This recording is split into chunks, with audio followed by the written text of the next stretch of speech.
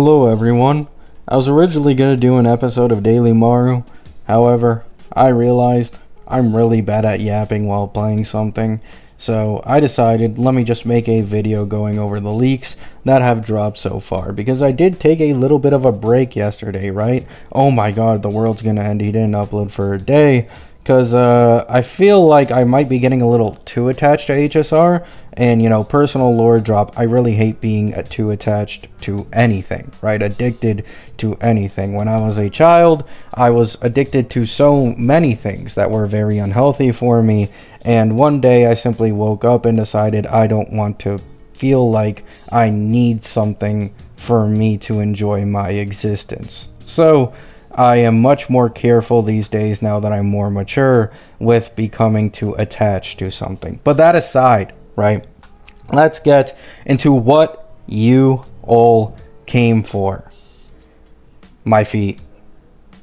No, I'm trolling. Actually, Evernight details new leak. Just some quick crumbs, but it seems like Evernight's memo sprite may have two variations of its model. So there was a leak that March may be able to enhance her memo sprite, and the exact same thing goes for Cyrene. So what they're saying here is that the memo sprite might actually have two different models, one for when it's enhanced and one for when it's unenhanced, which is very interesting. It seems like they actually are putting in some good animation work for March 7th, right?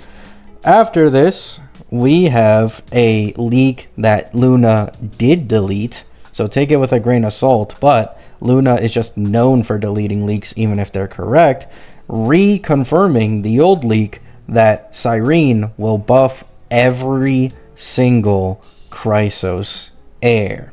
And the reason why this leak is so important, the reason why it's such a big deal, is because Cyrene is leaked to have a territory, and two territories cannot coexist at once. So if, let's say, Cyrene has a territory up at all times, Phanon and Cassie would never be able to ult, which is the two main damage outputs of both of those characters. So it's either the leaker is lying, or Cyrene has a weird kit that works around the territories of the likes of Phanon and Cassie to allow some synergy, right? And then after this, we have a questionable leak by Italia Leaks, where they say that it's not possible to have two or more global passives active at once. Only one global passive can work. So this means what they're basically saying is, because Cyrene is rumored to be the next character with a global passive, they think that you will not be able to activate both passives in a single battle. Only one of them will be able to be usable in a battle. Now, I'm not sure how this works. Can you select one and cancel the other? I don't know, but they're just saying you can't have more than one global passive active in a fight, which helps a lot of the fear-mongering that was going on during the global passive drama. I made my own video on this saying I don't think it's that big of a deal because we probably won't get units with global passives like this very often at all. And people were saying, oh, but what about 20% crit damage, this, that? What if it starts stacking up over and over? Now, it literally cannot stack up, right?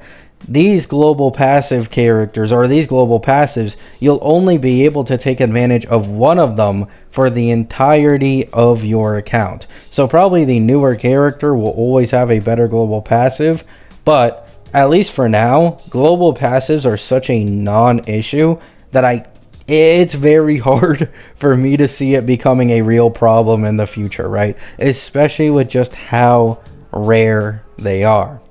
So that's it for the leak section of this video. Well, actually, just the entire section, right? Love you all. Hope you have a great day. Hope you have a great night. Akebi.